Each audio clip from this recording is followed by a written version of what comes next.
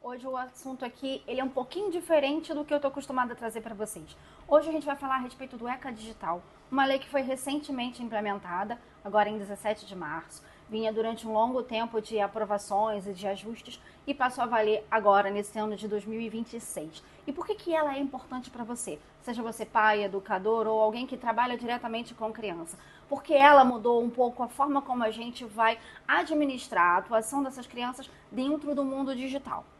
Eu já mencionei em alguns outros vídeos que tratam dessa situação da criança dentro do mundo digital, que eles são os nativos digitais, ou seja, eles já nasceram dentro de toda essa universidade de plataformas e de todo esse universo digital. Eles acessam aplicativos de escola pelo celular, eles interagem com os amigos também pelo celular ou pelo computador, ou seja, o mundo deles é um mundo virtual, além do nosso mundo, que é o mundo real. Mas nós sabemos como atravessar uma rua olhando para os dois lados, certo? Só que a gente precisa ensinar essas crianças também como é que elas fazem isso no mundo virtual e aonde estão os perigos do mundo virtual. E aí veio o ECA Digital para trazer algumas travas, alguma segurança para as crianças que estão agora inseridas nesse mundo virtual de forma praticamente cotidiana. Então, se você trabalha com criança e adolescente, seja você uma escola, uma igreja, uma instituição de ensino de atividades e cursos extracurriculares, como o curso de inglês, o balé, o ECA também é para você. E é muito importante que você entenda esses dispositivos legais presentes nessa nova lei para que você possa também assegurar a criança e o adolescente que está sob a sua tutela e se resguardar de qualquer tipo de adversidade que possa existir. Por exemplo, como uma exposição de um dado ou de uma imagem de uma criança não autorizada. É importante saber os limites da sua atuação como um ensinador, como um educador, como uma instituição de ensino. Então, o ECA Digital não é mais uma letra bonita de lei no papel, é uma normativa para como a gente vai administrar a utilização dessas plataformas pelas crianças e pelos adolescentes. Então, se você, como figura que atua diretamente com crianças e adolescentes, ainda não se adaptou a essa nova regulamentação, é muito bom se inteirar a respeito dos seus dispositivos e preste atenção que eu vou trazer algumas dicas nesse vídeo de como você pode atuar no mundo virtual, onde a criança está inserida sem se prejudicar posteriormente em qualquer ação judicial ou qualquer discussão que possa existir a respeito da utilização dos dados desses menores. Se eu te disser que essa questão de tratar os dados, cuidar da criança dentro do mundo virtual, não nasceu com o ECA. Pois é, a gente tem a Constituição Federal de 1988, que já tem um princípio do melhor interesse para os menores. Nós temos a Lei Geral de Proteção de Dados, que fala justamente da coleta, proteção e utilização dos dados dos menores, seja por instituições de ensino ou por qualquer outra instituição que faça a coleta desses dados, principalmente as plataformas de jogos. Mas hoje o assunto aqui é para quem trabalha com criança e adolescente. Questão de utilização dos dados dos menores em plataformas de jogos, já falei no vídeo anterior quando a gente traz o assunto a respeito do Roblox ou de outras plataformas e fica para um vídeo posterior um pouco mais esmiuçado a respeito disso. Hoje, nosso público-alvo é você que trabalha ou tem ali sobre sua administração crianças e adolescentes. E antes da gente entrar na questão do ECA Digital, é preciso a gente primeiro estabelecer aqui alguns conceitos. Quando a gente fala de proteção da criança e do adolescente expostos numa rede social, por exemplo, e aí eu vou tomar como exemplo postagens de uma instituição de ensino ou de uma igreja nas suas redes sociais, a gente precisa tomar cuidado que todo dado coletado é um dado de uma criança, seja a voz, a forma como ela brinca, a forma como ela chora, a forma como ela interage com os amiguinhos. Tudo isso é um dado coletado. Por isso que as autorizações precisam ser muito específicas. Quando a gente pega, falando de um contrato de um curso, por exemplo, em que você assina autorizando que a imagem do seu filho pode ser cedida para postagem em rede social, essa imagem ela vai ser cedida para um CNPJ. O professor ele não vai poder repostar aquela imagem na sua própria rede social sem descaracterizar a imagem daquela criança ou sem pegar uma autorização específica para os seus pais ou responsáveis. Então é muito bom a gente entender esse limite das responsabilidades, esses limites das autorizações. Não é porque eu autorizo o curso de postar uma imagem do meu filho durante aquela aula que o professor pode fazer uma repostagem em sua rede pessoal. Entendem a limitação entre uma autorização dada a um CNPJ e uma autorização dada para uma pessoa física? A gente precisa ter uma autorização especial para isso, principalmente quando essa imagem ela é utilizada com cunho publicitário,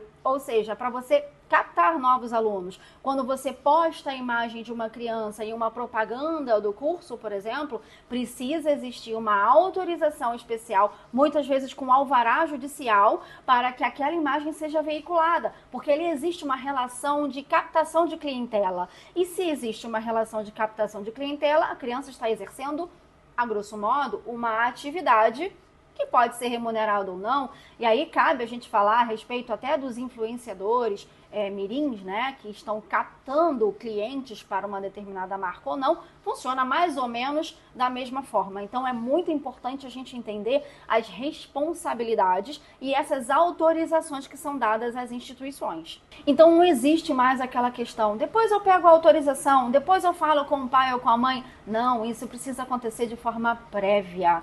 Precisa existir uma autorização prévia, escrita e arquivada de preferência nos arquivos da própria instituição, autorizando a utilização daquela imagem, daquela foto com aquele determinado cunho, certo? Então é muito importante que a gente tenha isso muito bem delimitado dentro do protocolo das instituições. E se você atua com crianças e adolescentes, esse assunto ele deixou de ser opcional. Não é exagero dizer que quem se adapta agora vai se proteger. Quem ignorar vai correr atrás depois e geralmente de uma forma um pouco mais penosa. Então, o ideal é que você se antecipe, crie protocolos, crie regras, crie autorizações específicas para a utilização daqueles dados. Hoje, especificamente, nós trouxemos o assunto voltado para instituições que atuam diretamente com crianças. Mas, obviamente, o ECA ele é muito grande. Ele trouxe muitos dispositivos novos, né? O ECA Digital ele é muito grande, ele trouxe muitos dispositivos novos a respeito da utilização das redes sociais e das plataformas de jogos pelas crianças e adolescentes. A gente tem a aferição de idade, a gente tem a questão do acesso provável. Então, são outros assuntos que estão mais norteados para outras áreas da vida da criança. Então, se você atua com criança e adolescentes diretamente, esse assunto ele deixou de ser um assunto opcional, ele passou a ser mandatório. Não é exagero dizer que quem se adapta agora vai se proteger. Não é exagero dizer agora que quem ignorar esses novos dispositivos trazidos pelo ECA Digital vai acabar tendo que correr atrás de forma muito mais penosa posteriormente. Então, o ideal é criar protocolos, criar autorizações dentro das instituições para que todos aqueles dados coletados de crianças e adolescentes estejam seguros conforme o próprio ECA Digital determina e conforme a Lei Geral de Proteção de Dados e a nossa Constituição também fundamentam. Claro que o ECA Digital ele é muito grande, ele não fala só sobre essa questão da utilização dos dados, ele tem outros dispositivos muito importantes a respeito de aferição de idade, a respeito de acesso provável em plataformas, mas hoje o nosso alvo é demonstrar como a atuação dessas instituições junto com crianças e adolescentes já existia e já era regulamentada. Não é uma novidade trazida pelo ECA, mas é um reforço que ele traz e uma obrigatoriedade para essas